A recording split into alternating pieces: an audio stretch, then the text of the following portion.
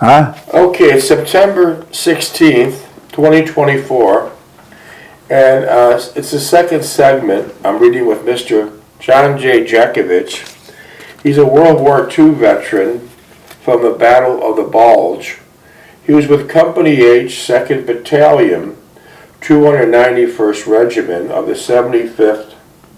I wasn't in the Battle of the Bulge as such. I was over there for everything. Battle of the Bulge, just what it happened there. One of the battles you're in, of course. Yeah, one of the battles, yeah. Not solely the Battle of Bulge, but Mr. Jeckovich was in Company H, 2nd Battalion, 291st Regiment of the 75th Infantry Division of the U.S. Army during World War II.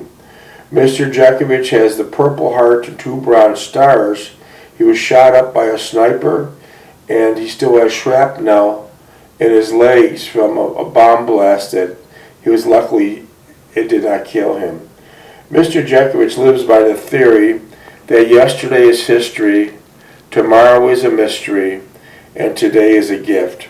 Mr. Jeckovich is a World War II combat veteran, and let me just say, during World War II, there were 16,400,000 young men and women from the United States participating in World War II. Of that number, 16,300,000 are dead from old age, some from the war, from various reasons. The ones surviving now are about 100,000, and most of these vets are in the late 90s or early 100s. And but we take it to the next step. Out of the 100,000 World War II vets, there's probably like 90 now, but let's just use the number 100,000. There was only 7,000 actual combat veterans, the ones who are on the front lines. Mr. Jeckovich is on the front lines, Battle of Bulge and other battles, and he is a combat veteran. The only thing they knew how to do was fight. However, with no disrespect to the other 93,000 that are alive today, they were the rear echelon. They were the support. They would bring ammunition and make orders for jeeps and paperwork or whatever else the rear echelon had to do to keep the logistics going. But the true fighting man is right in your view right now. Mr. Jeckovich is knocking on the door of 100, and he's fine in perfect health. He's fine in perfect health. And so if you have any questions to this World War II vet, there's not many combat guys that can even respond, but he will. Mr. Jeckovich will respond to all your texts. We receive many, many texts from all around the world already, from all around the world, many questions, and all good stuff. And even a young man from Paris sent us a nice video from Mr. Jeckovich. He was standing in front of the Eiffel Tower and he spoke glowingly for 14 minutes on how he was thanking Mr. Jeckovich and all the combat soldiers from the United States. He was saying that this is the reason why we have the Eiffel Tower here in Paris. Otherwise, if these young American soldiers did not fight in a very hard and determined way, he said, that we would not be standing in front of this Eiffel Tower today. That's probably the second generation family man from France. So it was very nice that he would send that video to Mr. Jeckovich. So if you have any questions for Mr. Jeckovich, you could text, and Mr. Jeckovich will answer all questions. His number is area code 407-366-0000. Text Mr. Jeckovich at 407-366-0000. Or as we say in Daufuskie Island, South Carolina, text Mr. Jeckovich at 407-366-0000. 407-366-0000.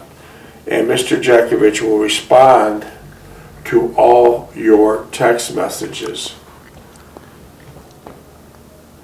Did you want to read a little of your book, or you want me to? No, go ahead. What's your dog tag number? 42865.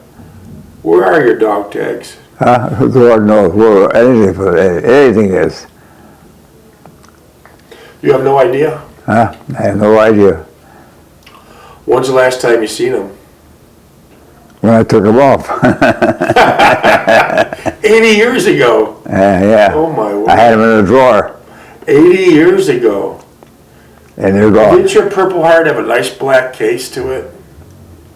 A little black case for your Purple Heart? No, there was no black case. No. Then how was your Purple Heart displayed? Huh? How was your Purple Heart displayed? It was with the other stuff that I had in the army. Put in the box, put in the drawer. The 2 brown stars. Do you have any idea where the brown stars are? No. Everything is gone. Everything is gone. I know you had 150 V-mails. Those would have been very interesting to read now. Yeah. 150 V-mails would have been just lovely to read them page after page. Were all your V-mails censored? Pardon? Was all your V-mails censored? Oh yeah, there were censored. Yeah, there were black dashes all over them. And so when your mother received them, were there's all like blank spots? They sit in the trunk, her trunk. Yeah, I see. Sally got the trunk and threw it out. Yeah, I don't know why someone would do that. She did it. I have no idea why someone would do such a thing. That was great history. How about your uniforms? Where are they? Lord knows. Minutes? 22.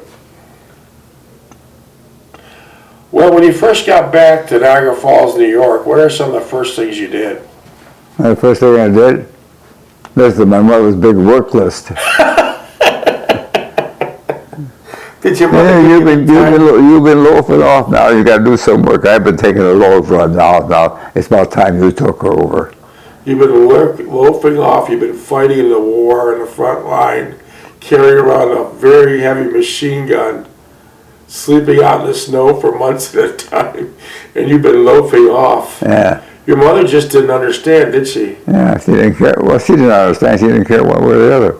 She just wanted those jobs done. Yeah. Like, what kind of jobs should she ask you to do?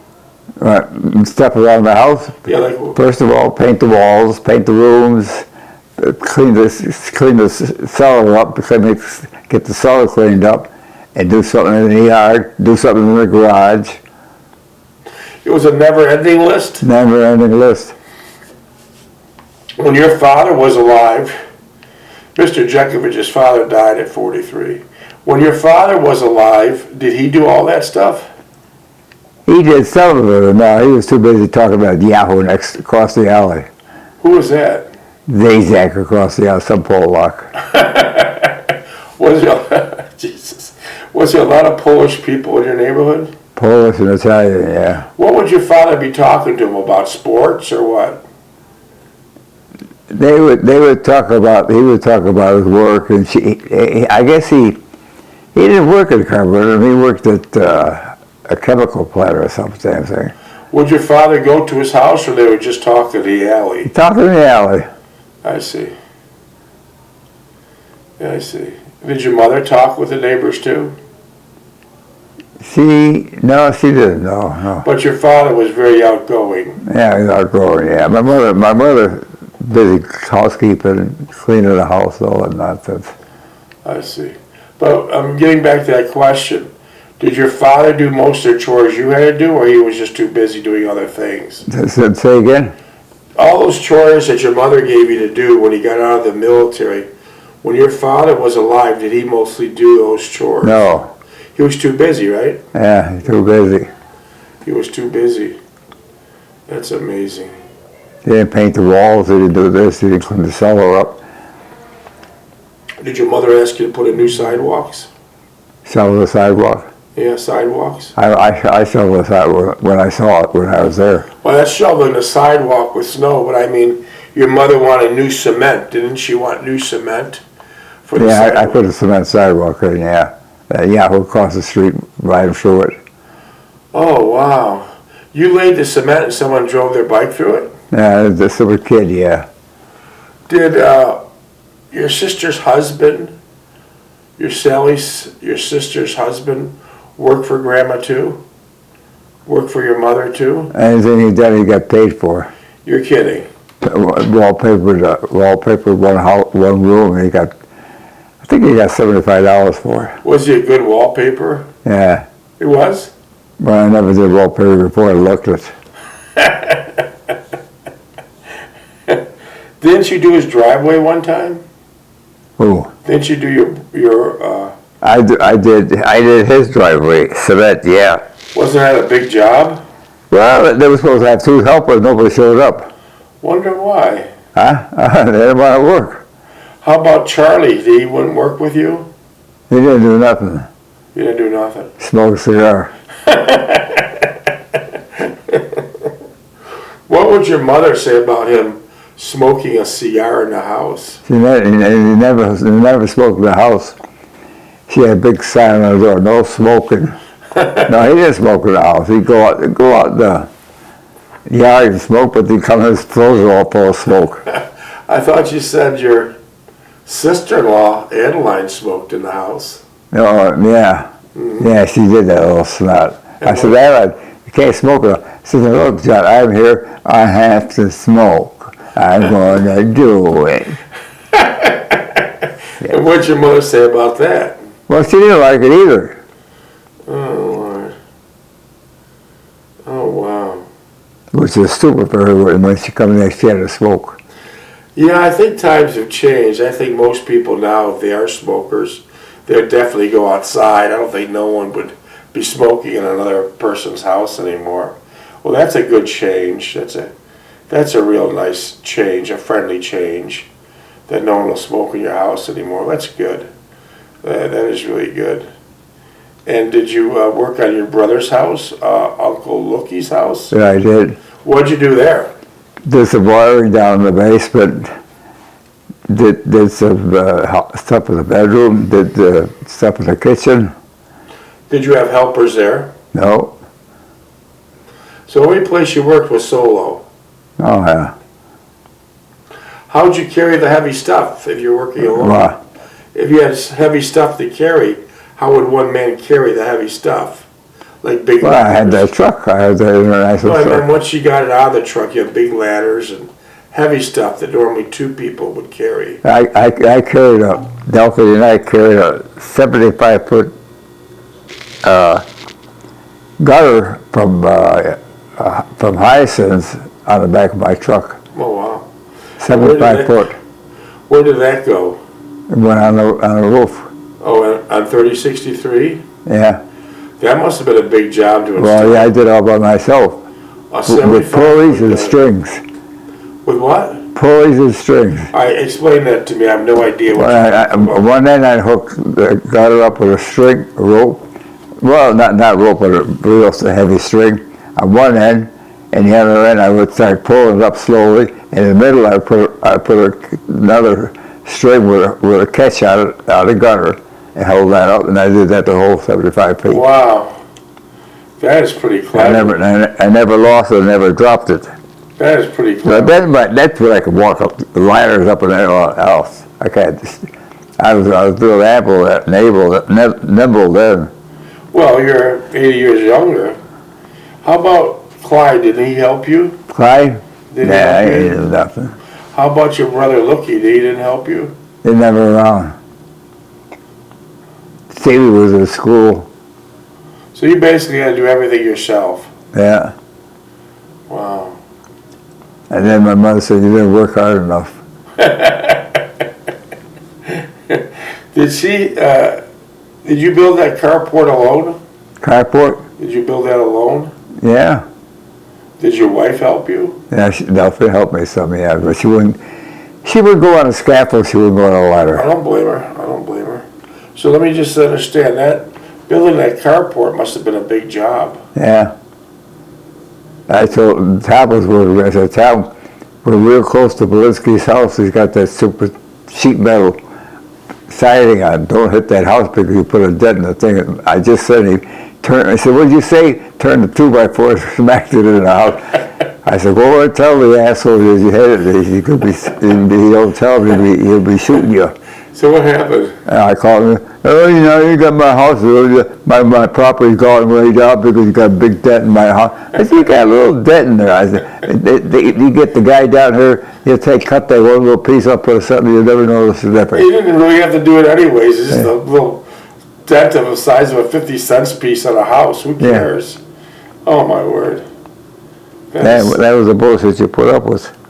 The neighbors are bad. Neighbors are bad. Yeah, yeah. And so, did you have the man on that street, the Bundys, work on your vehicles? Down on the Packer Road. Yeah, he had a shop there, right? Yeah, but he jacked the car up on a spring. I know he did that because when I drove that truck in there, it was perfectly good, steerable and controllable. When I took it out of that garage, I couldn't drive it. He put the jack pad out of the spring. And all the fluid gushed out? And then he took the spring action out of the car. The car was lopsided. So he made good on it? He fixed it? I had to go to International in Buffalo. They did it. Well, he wouldn't do it? Well, I wouldn't do it. I wouldn't do it. No. He's the one that, and when he put the jack underneath the car, underneath the truck one time for me, he put the jack underneath the car, and he put it on the side where when he jacked it up, he'd knock a hole in the jack, in the plate I had at the bottom. It let all the oil out there. Well, that was one of your neighbors. How about, might as well talk about some of the other neighbors and what kind of business. Venus next door, Hank and Lorraine across the street. What was about Hank and Lorraine? What do you know about that? Hank and Lorraine? Yeah. Well, Hank would walk through my yard, go to that stupid two taverns on Niagara Street.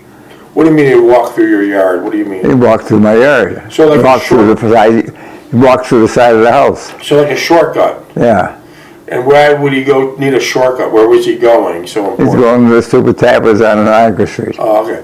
Did he go to the taverns every day? Every day. Never missed? Never missed. Didn't he die young? Yeah. And then he was also smoking. He's a smoker, yeah, he's a smoker, yeah. When he walked through your house. So that was a guy. What else did they do? Everyone in your neighborhood had some type of business. What kind of business did Hank and Lorraine have? Hank worked in a chemical plant. And how about his wife, Lorraine? She was doing that stuff for weddings and stuff, and flowers and that. So she make arrangements for people's weddings. Was she good at it? Huh?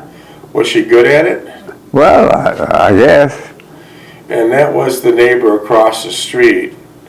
And then what's her name? The one that had the dogs. She was a dog groomer. Oh, Casamento. Yeah. What did she do there? She would do that in the cellar.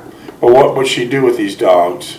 Clean them up, shave them, wash them up, cut their hair. Was that close to your house? It was next door, 3 feet away from us. I told Mom, don't open that window. She got the damn window open and got a fan in it.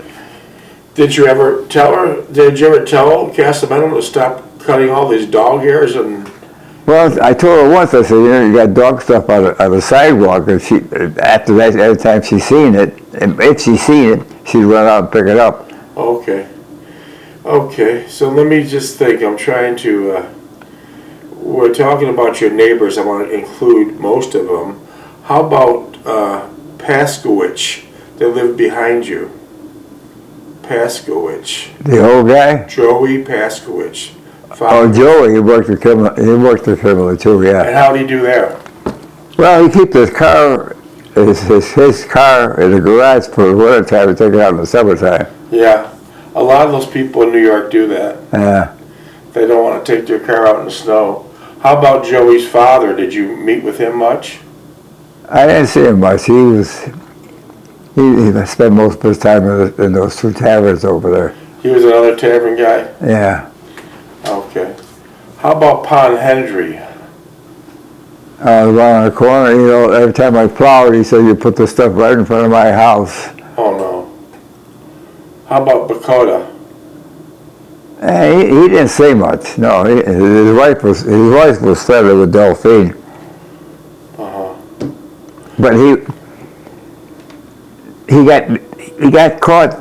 He said he was sick at home, but he's doing another job, and the guy came down from the work where he worked, saw him working someplace else. They fired him. Oh, no. I know. How about Phoenix? What do you know about Phoenix? Phoenix, on the corner.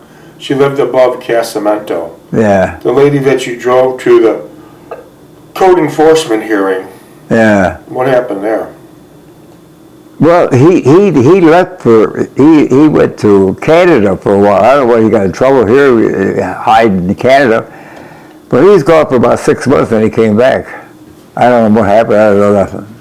How about the older lady, Mrs. Phoenix? She asked you to drive her to City Hall. Oh yeah, she's the one that turned me in for the gutter was a half inch over on her side. She said, "John, can you take me to the City Hall today? It was Monday night. I'm interested to see who did that and how they did it." And I took her down there, and she listened. And when they called her name, she didn't say, I let her laugh. That was her that turned me in. So she turned you in for having a half of an inch of a gutter on her property, and then she asked you to give her a ride there because she wanted to see what was going on. Yeah. I'm going to see who's the terrible people turning you in. Did you give her a ride home? Huh? I gave her a ride home, yeah. Okay. I drove her down, I drove her back. How about, there's an incident I remember you mentioning a couple months ago reading. You were moving out, people were moving in, and someone said the moving truck had... Oh, that was that one next door. John, they just took my telephone wire off. And you were moving to Florida then? Yeah. I said, well, they'll get it back up. And the truck went by and hit the wire and knocked it down. She come over, sat on my cellar steps, and said, John, they did a terrible thing. They locked my telephone wire off. That was Spokora. Yeah. Wow. Yeah, neighbors are a pain in the ass. What about your neighbor Kozlowski? Butchie? Oh, the Pollock on the corner? Yeah. He was always bitching about everything. And when I plowed, I could you put all your snow. I said, I'm not putting all my snow. They look down the street and it's all evenly on both sides. That is amazing. You're plowing the street for free. Oh, Martha gave me $5. Oh, yeah? Was she a nice lady? Martha was nice, yeah. She got along with Delphine. And then how about her husband? Martha's husband. No, he was a pain in the ass. He worked for Kimberly. That's the guy put us down on the first floor. I had to go to the second floor, my locker room, took a locker right next to me. Take the socks off. Was he just ignorant or something? What was his problem? Huh? What was his problem? Why would he do something like that? Why would he shake his sock? That's the way he did it. Oh, Lord. I don't know why he come upstairs next to my locker. Did he have an accent? Oh, yeah. He thought he was real smart. Well, no, incidentally, we have to think about Dan. So I'm just trying to place it how it was. When you got out of World War II, you're working at Kimberly, and you're getting, on one side, people speaking with a Polish accent, and the other side, you're speaking with an Italian accent. So you're getting hit at both angles. Yeah. When you got out of work. Was there many other workers had an Italian accent there too? Do what? And when you worked at Kimberly, they had an Italian accent when you worked at Kimberly Clark? What kind of accent? Italian. Italians? Yeah. In my department? Or anywhere's in the building. Yeah, Frank Barber was a Dago. Yeah. And the other one was Italian. They were either Irish or Polak. Were they both basically just nice people, though, right? Oh, They were very hard workers and nice people, right? well, yeah, but they were eager. They wanted to suck hold of bosses to get ahead or whatever. Is that what they did? Yeah, they wanted to be in management. Oh. What about your neighbor Bosco? Chris Bosco? No, Bosco. On the corner there, yeah. Buster Bosco. Yeah, he was isolated on the corner, way up at the other end on the corner. It was Rita and Buster Bosco. Yeah, they were on the other corner. They were across the street from the insurance man. Did you get along with them fine? Oh yeah, well, they're down the other end. They were nice. As long as they're down the other end. I like how you threw that one in. As long as they're down at the other end. That's funny. Oh, neighbors are always a pain in the ass. Yeah, I think what's worse than neighbors is HOAs. Well, they did when he put that house up. That was a vacant lot. Yeah. I could have got that lot for $2,400. Oh. He built it, and he built it 3 feet off my lot line, and I was 3 feet between his house and my house on that side, and there was 25 feet on the other side, all lawn. All empty. All lawn, yeah. Yeah. I wonder why he did that. Well, he wanted a big lawn. Yeah, but it invades your privacy. Well, he didn't give a shit about that. Oh, wow. Oh, wow. Minutes, please. He didn't care about that. 3.5. Wow. And then the guy across the street, the kids used to play out in the street. They play scotch, put that white chalk, blue chalk or orange chalk on the street and play stick ball and all that. Uh-huh. He said, John, when you see that shade down, I don't want no noise on the street. Why would he want no noise? Why would he say that? Because he's sleeping. So he wanted the whole neighborhood to be quiet? Yeah. Huh. And then when I worked shift for too, when I was sleeping, nobody said nothing to me. They just made as much He was out there banging around. Did he work with you at Kimberly? He worked at the steel mill Oh, yeah. Where was that at? on Buffalo Avenue. No kidding. Did anyone on that street work at Hooker? Who? Did anyone on that street work at Hooker Chemical? Oh yeah, Hank was a Hooker Chemical. Oh, wow. And it's amazing, to this date, Hooker Chemical goes for about 2 or 3 miles on Buffalo Avenue, but all the windows are still blacked out from World War II. Yeah. They never changed them. Yeah, all the trees are dead. Yeah, everything's dead. Yeah. It's all blacked out from World War II. They had what they call that little island there? Love Canal? Love Canal, yeah. Yeah. Well, a lot of people died. A lot of people. And then they build on it. They build on it, yeah. Love Canal, a lot of people died. A lot of people had terminal illnesses. A lot of people got cancer. And a lot of people had mental disorders from living in Love Canal. Yeah. And ironically, after Love Canal was discovered, 3 or 4 years later, the government's selling the houses to people now. Yeah, yeah. Well, we just Well, they build houses on it. and building a house on it, but the government, what they did is they confiscated all the houses. They gave a token amount to the owners, and everyone had to move out, and that was the law. And then 4 years later, the government sells houses to anyone who wants to buy the house for maybe $1,000 or $2,000. The government was advertising giving adequate adequate policy to buy people buy houses that needed the money. And most of those chemicals were poured in by Hooker Chemical during World War II. Yeah. Most of those chemicals. Well, Wow. yeah. What? Well, we used to sleep on our porch on the second floor in the summertime. You get up, you got dust all over your face, it's all dusted up and everything. At your house from the factories, right? Yeah, Wow, you just got used to that, right? yeah. Well, hell, it didn't affect you. You're 100 years old. You have Yeah. no repercussions You from had it. something in there. Kept Yeah. it going. Minutes. 7 seconds. That's amazing, Mr. Jeckovich. That's amazing. Yeah, 36 years.